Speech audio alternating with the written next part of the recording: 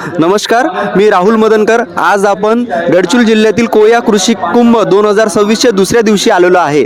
यामध्ये कोसमीगड शेतकरी उत्पादक कंपनी कोसमी यांच्या अंतर्गत जीवामृत आणि कित्येक तरी नैसर्गिक साधन संपत्तीचे जतन करण्यासाठी उपक्रम सुरू आहे। त्याबद्दल आपण थोडक्यामध्ये माहिती घेऊ। आपल्यासोबत आहे श्री प्रेम जनबंधू, यांच्याशी आपण संवाद साधूया। सर, आपली ओळख करून द्या।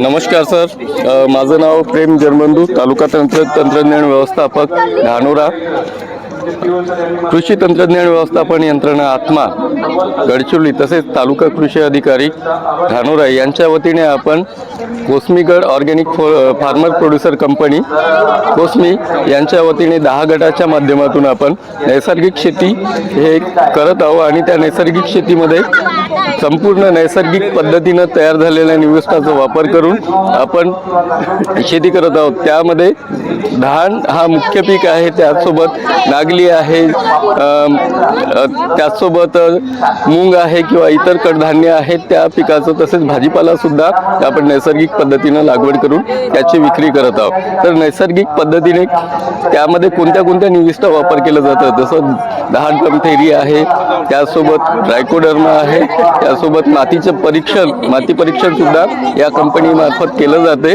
आणि त्याविषयी श्री बारसाहेबजी मडावी हे आपल्याला सविस्तरपणे सांगणार आहेत। नमस्ते सर, मेरा पूरा नाम बारसाहेब उदय सिंह मड़ावी, कोसमीगढ़ एफपीसी कोसमी, तालुका धानोरा, जिला गढ़चिरौली से हूँ। और हमारे जो कंपनी है 100% नेचुरल फार्म में काम करती है। उसमें से हम नागली फसल लेते हैं, धान लेते हैं, वेजिटेबल्स लेते हैं। ऐसे अनेक प्रकार के फसल जो है हम अपनी कंपनी में नया प्रकार के उपक्रम लेके हम नेचुरल फार्मिंग में उत्पाद लेते रहते हैं। उसमें से जो है जीवामृत का डेमोस्ट्रेशन के लिए यहाँ पे स्टॉल है, उसमें जीवामृत के बारे में मैं थोड़ा बता दूं तो जीवामृत बनाने के लिए जो है वो सबसे पहले हमें गोबर लेना है। जो ये ऐसे देख सकते हो आप, ताज़ा गोबर चाहिए इस टाइप का कलर का।